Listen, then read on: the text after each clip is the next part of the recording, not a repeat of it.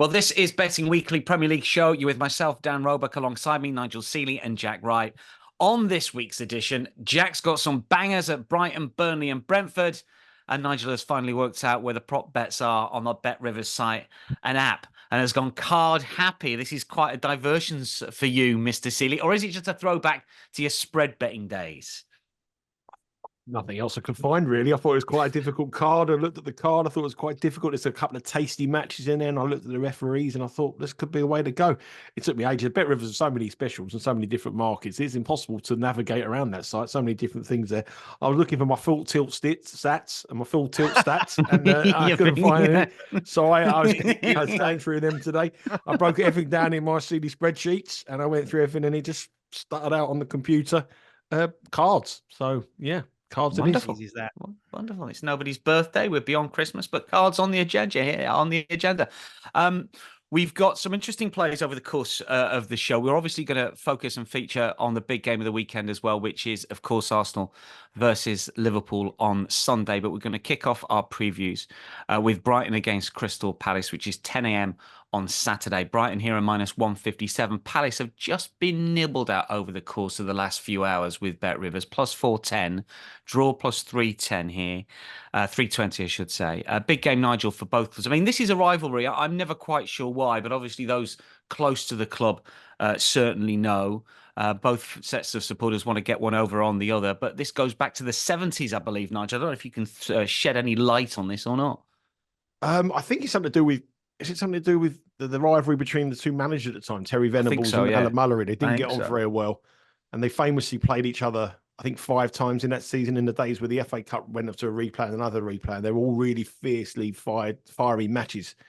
And I think it sort of stuck in the mind that they had to beat Brighton. And there's obviously a motorway, the M23 and the A23 between these two clubs, and they've sort of, the media have sort of made it the M23 and the A23 derby. But the reason why it is because of that season 76-77 where they played 5 times and they suddenly, all the youngsters were the team that you want to beat. It's a fiery derby, though. I mean, don't get me wrong. Have you ever been to one of these games, Dan? I've never been to Brighton Palace, no. I've been to a Brighton Palace game, and I'll tell you what, it's lively. It's pretty lively, yeah. It's pretty lively.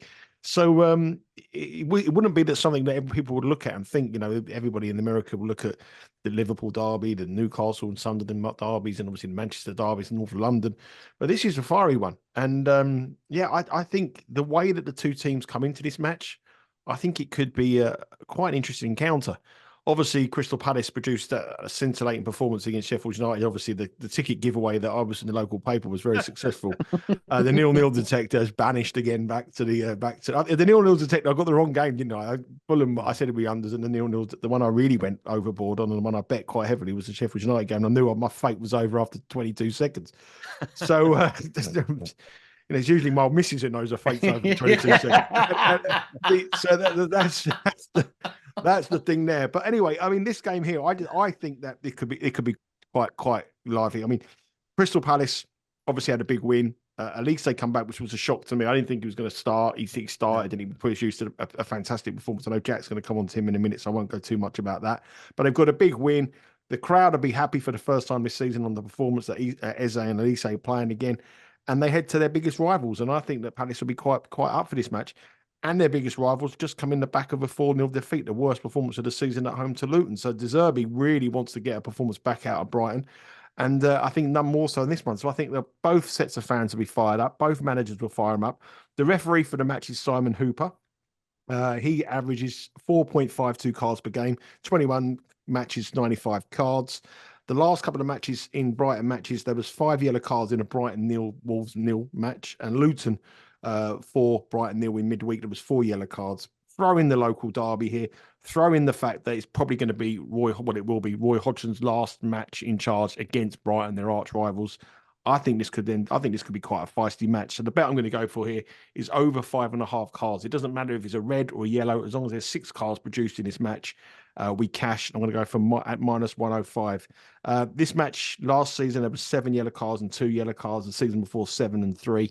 There's been a few 7s and a few 6s, and I think the timing of this match could be quite important here, with Brighton really hurt by that performance against Luton. Palace full of confidence after that great win. Players back, and I think this will be a very interesting match on the pitch. I'm going to go for over 5.5 cards at -105. Nigel, Jack touched on Elise's return, and this is your angle for this Brighton Crystal Palace fixture. It is, yeah. Ezer and Elise back's obviously going to help Nigel's selection there because they are going to draw attention. They are there. They are Palace. We had a comment during the week highlighting the fact about Ezer and Elise, and it's like absolutely. I think we've said it more than any other team. They come down to these two players that make the difference for them. When one of them's playing, they can kind of get by. When both of them are playing, they're suddenly dangerous. We saw that in midweek. It was a surprise that Elise had recovered from his hamstring injury, scored a fantastic goal, which turned out to be the winner in that 5-goal thriller. So just looking across here, so both of them starting, it's only their fourth start, both of them starting this season. So really important for Palace here. And I've just basically looked into it. I've gone for Elise to have a shot on target. Odds of +102. So to get plus money on that, I think is a lovely piece of value. Eze has been the player I've kind of focused on over recent weeks. Mentioned him a couple of times. That price is well and truly gone. So his partner in crime now. We can switch to him, and I want to make the most of it before he goes down that route as well. So looking at the shots here, Nigel touched on it. Brighton shipped 4 goals against Luton in midweek, so that's not a good look for anyone. They've obviously conceded in 10 of their 11 home games and in 10 of their 11 away as well. So 20 out of 22 overall. So obviously gives hope that it's likely to see Palace on the score sheet in this one. And if they are going to be, it's likely to be one of Eze or Elise. Palace, 11 shots in the reverse fixture last season and in the reverse fixture and in the game last season as well. So the averages would suggest that we're looking at around about that number for Palace shots. Brighton average 10.5 shots conceded against across the league at home this season. Palace average 11.73 away. So they had 12 against Arsenal. They had 12 against Sheffield United. And we look at Elise. He had 4 shots against the Blades, 1 on target. Obviously a cracking goal it was as well. He's had 31 shots this season, 10 of those on target. He's only had 10 appearances in the league because of his injury problems. 8 of those coming in his last 5 games as well. He's had at least 1 shot on target in 4 of those. And he had 3 shots, 1 on target in this fixture last season. So all points to be in the plus money here, being great value for him to have at least a shot on target, which means making a keeper save or scoring a goal. Get on early because the price, I think, will be decent minus money come kickoff. +102 at the moment at time of recording. We're hopeful that Elise will be making up for lost time as he was in midweek. Before we move on from that match, Dan, just one thing I just want to add. I mean, just I'm looking at when we broke down the match. You said about betting the draws at the moment in the Premier League. And you've done well since you said that. It only took you 5 months to say something that was worth knowledgeable. Well done, well done. It took a while. Well worth waiting for. But this match in the last 9 fixtures, the last 9 matches that these two have met, 7 of them have been 1-1 draws. That's quite an amazing stat, really. Here, there's nothing much between the two. It's a rivalry that they don't really give much away. And a 1-1 draw is +650 with Bet Rivers. So 7 of the last 9 matches between these two sides have ended 1-1, which I thought was quite an interesting thing. I was going to throw some other sort of prices and thoughts at you both when it comes to this game. I mean, Palace +1,200 to be relegated, Nigel. Are they just safe because of circumstances underneath them? We don't know what's going to happen with Forest at the moment. Everton could get another deduction. Looks like Burnley and Sheffield are cut adrift at the minute. I mean, is there any value there, or do you think that the reintroduction of Elise, now he's fully fit, along with Eze, they should have enough? I think those two back saves them. I mean, those 2 players I think will grace any team in the Premier League. I think they're that good, and I think that those 2 in a side, they're a completely different team. I mean, I don't think I would have played the under 2.5 goals if I knew Elise was going to start. I mean, that was team news that come in quite late. So with those 2 players in the side, yes, I think they'd be fine. I think without them, they probably should be all right as well. But they are different gear, those 2, and they'll do very well to keep hold of them next season. Yeah, speaking of keeping hold of, Jack, I mean, De Zerbi's been sort of touted for the Liverpool job. They've had 3 Premier League wins in the last 16, Brighton. I'm not quite sure why he's so short in the betting. He's 20-1 to be next out or thereabouts. Hodgson is the favourite to be next manager to leave at minus money ish. I mean, do you think there might be any sort of movement in those prices? Is there any value there when it comes to the 2 managers that go head to head at the Amex this weekend? Well, Roy's been kind of touted on and off, hasn't he? He just seems to be another manager that just is about to look like he's going to go. Then he'll pick up a result, and it's sort of done enough. But we've been here before with him, haven't we? Palace had got what they knew they were going to get from him, and he kind of sort of done enough, and then exit at the end of the season. I'd probably expect the same scenario here, unless they go on a terrible run. And as Nigel said, and we've hinted at really that Elise and Eze are vital to that, keep them fit, and I think they'll pick up enough results and put some eye-catching performances together, probably more importantly, because they've got the flair to do that. And as far as De Zerbi's concerned, I can't see Brighton parting company with him, and I think Liverpool will be looking elsewhere also. Did you ever have that bet, Nigel? The no manager to leave from here on in? So it was a big price, wasn't it? Was it 140? I don't know what it is now. £20 at 80 to 1. It's now 16. Because the more you look at it now, I mean, even 16 could be a bit of value. Do you think? No. No? Not. I wouldn't bet it 16 to 1. I mean, Roy Hodgson could leave pretty much. But there's nobody else, is there? Ten Hag? Yeah, I mean, he's the only one. Going to stay with him now, aren't they? You know? The other Pochettino's under pressure, isn't he? He's not going to leave during the season, though, is he? The other thing about De Zerbi, he's the favourite to be next Man City manager. I mean, is he? Yeah. Oh, good luck with that one. Anyway, yes. So very happy with the 80 to 1 low manager. Well 16 to 1 now. Good man. Burnley versus Fulham next. This is 10 a.m. Eastern on Saturday, as the Brighton Crystal Palace game is as well, incidentally. Burnley are plus 195 here, Fulham plus 140. Burnley 7 points from safety. They've lost 9 of 11 in the Premier League at home, Nigel, but you believe that potentially they might get a positive result against Fulham this weekend. I do. I thought they played okay in patches against Man City, scored a late consolation goal, 3-1. Man City could have probably gone through the motions and put 4 or 5 past them. They needed to, but they did score. I know Burnley are terrible at home this season, but if you look at Fulham away from home, they're absolutely diabolical as well. So Fulham have got the second worst record in the Premier League, apart from bottom club Sheffield United. They've only won once on the road all season. So this is the worst home record in the Premier League, one of the worst home records in the Premier League against one of the worst away records in the Premier League. So something's got to give here. I just think that this is it for Burnley. I think if they lose this match, they're gone. I think them and Sheffield. Well, I think Sheffield United gone already, but I think a defeat here for Burnley, they're gone. And I think if you were Victor Company, and you were sitting there, Vincent Company, and you were sitting there thinking to yourself, right, I can pick one team I want to play at the moment. I think Fulham would be right up the top of your list. I think they're a side that have done. I think they're done for the season. I think they got the 0-0 draw against Everton. They went for demotion. They're a better team in that match. They deserve something from it. But I think they'll be right high up on your teams that you want to play at the moment. Nothing to play for in the Premier League, out of the cup competitions, gallant run in the Carabao Cup that ended in the semi-final. That's their season done. And I think Burnley fans will be licking their lips thinking this is a chance for us to get 3 vital points here. So I like Burnley. I'm going to play. I think the money line's a bet. You know, I think Burnley on the money line at plus 195 is a bet. But I do feel that Fulham, you know, they're not scoring goals for them at the moment. So I think they could go there quite tactically and try to just frustrate and get a draw. So for that reason, I'm going to bring in the draw no bet, which is a good price, plus 112. I can't believe Fulham are clear favourites to win this match. I really don't. I think Burnley should be the favourites for this match. I just don't get them. We all know Burnley are bad, and we all know Burnley have got this terrible record. But Fulham on the road, they're terrible.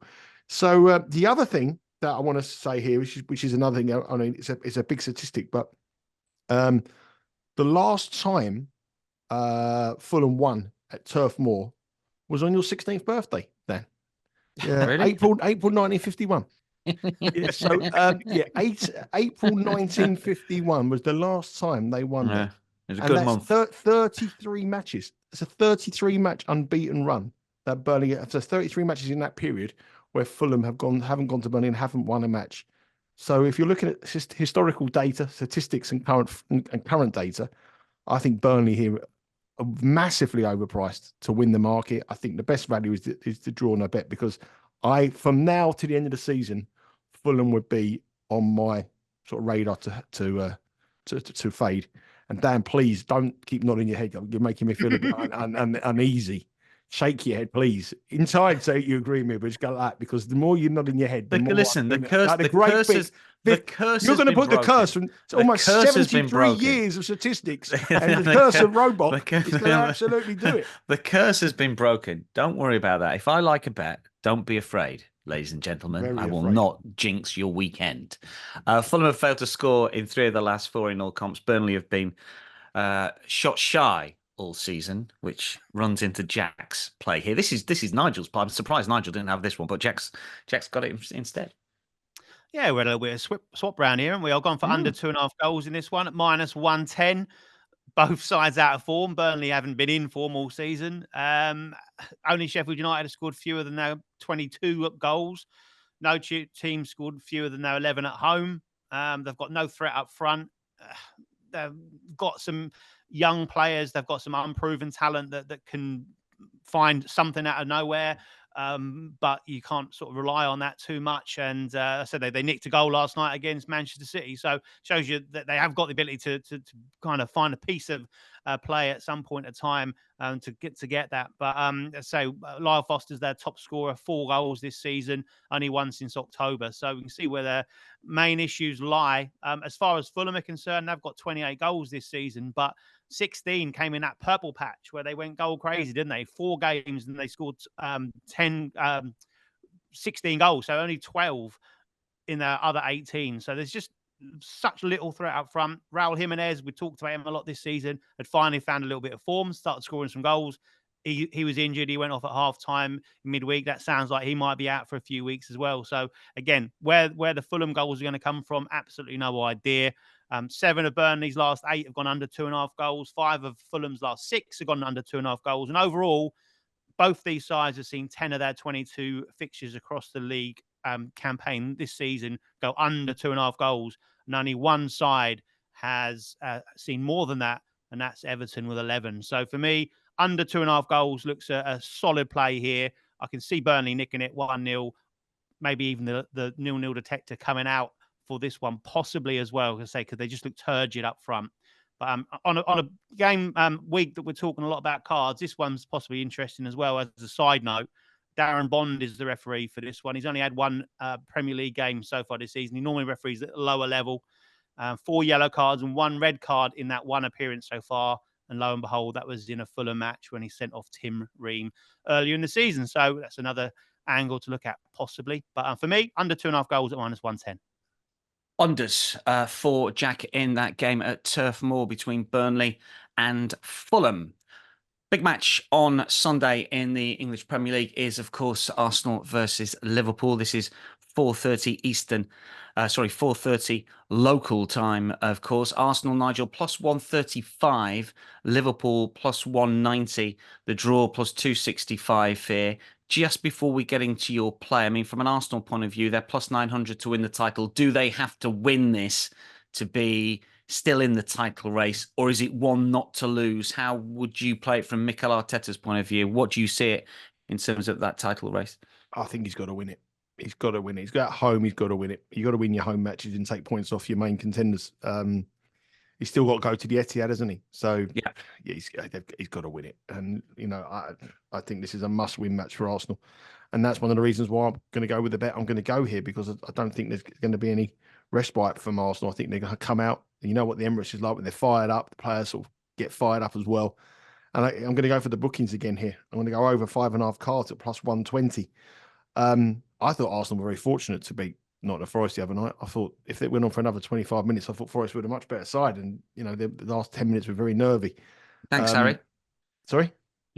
Sorry. No, I do. I think this. So I think this is a must-win for Arsenal. For Liverpool, I don't think it is a must-win. I think if they get a draw, they're happy. But if they can win it, well, then they're big chance of winning the title. This is a huge match for both managers. Liverpool were excellent against Chelsea, weren't they, midweek? I mean, Nunes, what about that? Full woodwork, so you hit the bar, post, everything. It was incredible. I was looking on the Bet Rivers website, and this might come on between now and the game, because usually for the main strikers, of course, Bet Rivers will give you a price to score and not to score. And I thought, well, are they going to give us a not to score with Nunes? But it's not up at the moment, so maybe they're just they don't want to take the heat. They don't want to lay the money. I thought if Liverpool were playing someone a bit weaker this week at home, I would have bet him to score a hat trick. Yeah, I looked at it. Yeah, I would have bet him. I think he's a quality player. I just really do. I think he's just not running for it at the moment. But I think next season he'll be at Liverpool for a long time. He's only young. I think he's going to get better and better and better. With regards to my bet, anyway, I'm going to go for over 5.5 cards here at +120. So 6 cards and we cash. Anthony Taylor is the referee. He's got 29 matches in the Premier League, average 4.75 cards per game. So 4.75. This is about 0.75 up from his usual matches. But I'm telling you now, this is the biggest high profile game he's refereed this season. So I think you could probably lift that 0.75 to a little bit more, maybe 1.25 up from the average. Arsenal have been a very clean side this season in the Premier League. I think only that Luton are cleaner than Arsenal. Arsenal have been ill-disciplined. But the thing is, they're 3-0 up, 4-0 up at home in some of their games. So the intensity is going to drop. So when you look at teams who they should be clean, if they're Man City at home and they're beating teams 4 or 5-0, the bookings go down. So the statistics don't really that's not really something you should look at. If you look at this fixture, it's quite a clean fixture as well. You know, over the years, there hasn't really been many cards, but over the years, it's only really important fixture in the last 2 seasons, because Arsenal and Liverpool weren't challenging for the titles 5, 6, 7 years ago. It was Manchester United and it was Manchester City, Man United and Liverpool. You know, they were the big games that Arsenal weren't featuring. But since Arsenal have been involved, these matches between the two of them have been quite feisty. They've met already twice this season. In the FA Cup, there was 5 bookings in the FA Cup. That's an FA Cup game where the 2 reserve sides went out. Lots of changes. There wasn't like the full strength teams we're going to see here. When they met at Anfield, there was 7 bookings, 7 cards in the game. And last season at Anfield, there was 8 in the match as well. And that was another big game. So you can see the upward curve because of the games are really important. And this is the most important match that these two sides have faced in the Premier League for, I don't know, maybe 20 odd years, probably even more. It's a huge, huge game. I think Anthony Taylor does like to dish out a card. The average is 4.75, as I said, but a lot of them are in games that were meaningless in the middle of the Premier League table. This is a big one, and I think that this will be really fiery. If Arsenal go behind here or are losing, I can see Arsenal being fired up and committing a few feisty challenges and tackles. And I think the same for Liverpool. I think Liverpool go behind. They're playing for Klopp. Klopp will have them fired up as well. And I just think over 5.5 cards at plus 120 or plus money hasn't really taken into consideration the importance of this match as they stand now. It's a price that's been derived from history, stats, data, referee analytics, but I don't think it has been gone up a lot. I think the line should be 6 cards with a push. Maybe if it's exactly 6, I think we're getting a little bit of value at plus 120. I believe it should be minus 120 on the over. Yeah, just on Anthony Taylor as well. He's given 14 penalties to Liverpool, more than any other club, and he's given 10 against Arsenal, which is, again, more than any other club. Plus 200 for a penalty to be given in the game.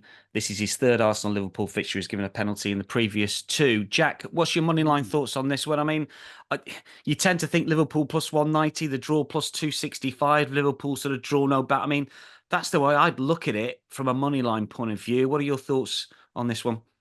Yeah, 100%. No side's got more points than Liverpool away from home this season. They've only been beaten once. They've scored in every game across all competitions away from home as well. 17 games they've played on the road already this season in the various competitions that have been taken part in. And they're in top form. And like they've done without Salah this last few games as well. And as you say, if the goal was slightly inches bigger, then Darwin Núñez would have 20 goals this season already. I saw his stats yesterday, and they needed like a page turned to landscape to fit all the action that he'd had. He got booked, missed a penalty, assisted, hit the bar 4 times, didn't he? So lots going on there. But my eyes are drawn to this one, probably in play. Lots and lots of late action in these both these sides' games. So Liverpool has seen 9 of their 11 away games have goals after the 80th minute. 3 of those had multiple goals after that time. Arsenal, 8 of their 11 as well at home, has seen the same with 3 multiple times. And combined, 13 goals have come between these two sides' respective home and away games in added on time. So 90-plus minutes, 13 across their 22 respective home and away games. So maybe keep your powder dry, or certainly be poised to get on in play with Bet Rivers come around about the 75, 78-minute mark. Yeah, Darwin Núñez with that bar though. No, I mean, I like Darwin Núñez to score in this match. I think he's going to plus 165 to score at any time. But he hit the bar more times than Simon Holden did at the Christmas party. In that match, I just thought that takes some doing. I know that was impressive. 15 of the last 22 have gone over 3.5. But as Jack was pointing out, it might be one to get involved in play. It's plus 170 at the start of the game, but obviously if it's a relatively tight first half, you can get bigger odds as the match goes on. I mean, Arsenal need to win, Nigel, from a title point of view here. They're plus 900 for the title, which I think is the biggest price they've pretty much been all season. If they lose, is that? I mean, Villa got beat midweek. If Liverpool win, Arsenal obviously lose. Is it a straight fight between City and Liverpool for the title from here on in? I think it is anyway. I do, but I think it's a must-win match for Arsenal. This match, they have to win this game. If they lose this match, then obviously they're going to go. I reckon they'll go out to about 20-1, 25, maybe 20-25, something like that. It's that big a match. If they win the match, they're into 7-2, 4-1. So it shows you how important it is for them to win this match. I got a feeling that Liverpool might edge it, but they've got a great record here as well. I think Liverpool might edge it, but they're in form and they've got goals. Arsenal don't have goals. It's going to be their big problem this season, the stubbornness to not buy a centre forward for whatever reason, financial fair play or for sheer stubbornness to not spend the money. But you look at many goals that Liverpool have at their disposal, it's frightening. I think Liverpool edge it in that attacking area. Plus 190 just to win the game, Liverpool. Just one thing that I've thought of, and I'll ask you both about this, Jack, first. January has been very quiet for transfers. Do you think, Jack, there's a little bit of financial fair play? A club's worried about, what if we spend here? Is there going to be a little bit of a comeback to us? What are your thoughts on that? Because you usually get some big transfers, don't we? It's been very, very quiet, hasn't it? And I think that has been the noises we've been hearing, that these sides are looking to get one out to get one in. The likes of Newcastle that we thought would be able to go and buy big pretty much at any point in time are needing to get someone out, and that's not quite happened. And we're seeing more players linked with moves away rather than stories about players coming in. A few little loans here and there, but no big money at all. And obviously today's deadline day, so it looks like that will be the way it goes, and people will go with pretty much what they got. And as I said, Nigel said there, that Arsenal lack that cutting edge up front, that clinical striker. The days of fans going out, standing outside stadiums like till 12 o'clock, seeing they can bring in. No one's bothered, are they? Gone. No, everyone knows. You know my friend Dan. You know my friend who was who was high up at Arsenal. And he used to say to me when Arsene Wenger used to do all the final day transfer deadline day. He used to give everyone a day off, and all the journalists are outside. He said, there was no business ever done last day. It was all never done. But there was speculation. There was 100 fans outside the Emirates waiting to see that Ronaldo turn up or something like that. One was off. Where's Harry Redknapp when you need him? And Peter exactly. Where is he? Where's Peter Roddenwiggy going down Loftus Road or wherever he was? Right. One more game to preview before we wrap up. We've referenced Manchester City in dispatches here. City are away at Brentford Monday night, 3 p.m. Eastern. Brentford, big price, plus 700. City, very short, minus 250, with a tie at plus 400. This is a game, Jack, that the champions have struggled in. I mean, Brentford have got a good record for one reason or another against City. I know last season it was very late on in the season, but they did win at the Etihad. They can be troublesome for Pep Guardiola's side. They can, I think, because they've got a bit of a unique style. We would probably throw Luton into that mix now as well. We've seen them cause the big teams some problems this season. Brentford were kind of the template side for that, weren't they? They came and ruffled a few feathers. They're a bit direct. They've missed Tony. Obviously, he's back now. So last season they played the most direct balls, the longest balls in the Premier League, and they dropped down to 6 for that particular metric this season. But obviously, without Tony, now he's back. We'll start seeing that. I thought they were put a great show on last night against Tottenham. I watched that game. It was a really enjoyable watch. We obviously both cashed on the overs in that particular game. 5-goal thriller. It was frantic, and it was end to end, and lots going on, lots of subplots as well. Tony seems to have made a seems to have made a little bit of a feisty partner with Neil Maupay, and there's been a bit of back and forth going on over social media and so on there. So interesting. It's interesting to see Ange Postecoglou's take on that as well, saying they should get in the UFC cage and sort it out. But there we are. So as far as this game's concerned, the selection is for both teams to score, and I just feel that Brentford can get at Man City because of their direct nature. And I say having Tony back is pivotal in that. I think he's scored in both his starts this season. He's obviously fresh. He looks fit and mean and ready. He'll obviously want to put himself in the way, maybe shop window, but certainly as the heir apparent to Harry Kane with the Euros coming up. I think there's no doubt about that, really, for me, that he is the second best striker to Kane at this moment in time. So prolific goal scorer. He was only behind Kane and Haaland last season as far as goals were concerned in the Premier League. So obviously Brentford were going to miss him. Now he's back. They've got that cutting edge up front. Obviously scored a couple of goals last night against Spurs. And I think they can get on the score sheet against Manchester City. For Brentford this season, 6 out of the last 7 at home. I've seen both teams score, all of their last 5 as well. That's across all competitions as well. And 9 out of 10, both teams scored across all venues, across all competitions. Now, I've seen both teams to score. And as far as City are concerned, we know what they tend to do at this time of the season is go on and win games. But what we've seen more recently is the fact they are winning them, but conceding at the same time. Even as we've already mentioned, last night they did concede late on against Burnley, who are pretty powder puff up front, to say the least. They've only kept 1 clean sheet in their last 10 on the road in the league, and both teams to score has cashed in 7 of those last 10 games as well. So they can be a little bit sloppy. We've seen Luton and Sheffield United host Manchester City and get on the score sheet, with Manchester City ending up winning the game. So that's what I see happening here. Both teams to score. City will probably end up winning it. But the bet for me, as I said, both teams to score. -122. Both teams to score. Yes, Brentford versus Man City. Any of you on this one, Nigel, before you get our best bets? Because, you look at those recent stats between the two and you might make a case for Brentford on the Asian handicap potentially. Yeah, I think, possibly. I think goals is the way to go. Definitely. I'll go for something like 3-2, 3-1 Man City. Man City with De Bruyne and Haaland back now and Alvarez. I mean, they're just going to do what they do, hit that accelerate button. I was intrigued by the UFC comment from Ange Postecoglou. I'm thinking about doing a celebrity because we win wrestling tournament. I'm just trying to. How'd you price that up? Or Steve Wish has been drawing Simon Holden in round 1. Daniela Fashighelli's got Rory Barlow, and it should be quite interesting. Should be quite interesting. Me and you, Dan. It's me and you, Dan. Is it really? Is that the draw? You're my favourite. You're big favourite. You're a Northern lad. You'll do me. You'll beat me. I'm soft as anything. I like to see Wish and Holden in their lycra gear. What, greased up? Oh, what a dream. Yeah.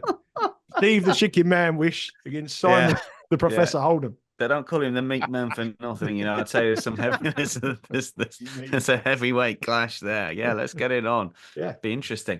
Let's get some best bets before we move on and wrap up the show. Nigel, what's your best bet? Weekend action coming up, match day. What are we, 23? Oh, I like the last time I don't start saying you like things. No, that's my line. I had to go through all the videos. Well, we've got some T-shirts, which is coming very shortly. And I had to go through some videos. And the last time I said I like all these 3 bets, they all lost. So I do like all these 3 bets. I know there's a good thing or a bad thing. But I think if you were looking for the best bet, I'm going to go for Burnley, draw no bet against Fulham. I really do think the time is now to fade Fulham. I think they're done. And I think Burnley, draw no bet, +112. Like I say, 33 matches Fulham have gone to Burnley, and they haven't come back with a win since 1951. And I'm going to go for Burnley, draw no bet, +112. Jack, what's your best play?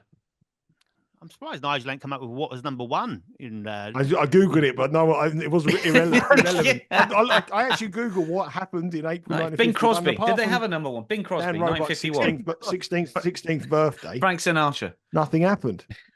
There's nothing happened. It's still number 1 from Christmas. Yeah, it probably was, wasn't it? White Christmas, 51. Right. Jack, what's your best play? My best play, the biggest odds as well. Michael Elise shot on target for Palace, plus money. I think that Nigel's cards Arsenal is the best play of the week. I think it's the circumstance surrounding the game. And you're right. I think the interesting thing about the bet is that historically you're always going to go under, but it's the context of the game this season which I think kicks it over 5.5. And we've had some sendings off in cup football, admittedly, in those two when those two have faced up. Nigel, happy with my seal of approval? Not really. Number 1 in 1951 was Perry Como with If. Oh. Yeah. How did that one go? I don't know.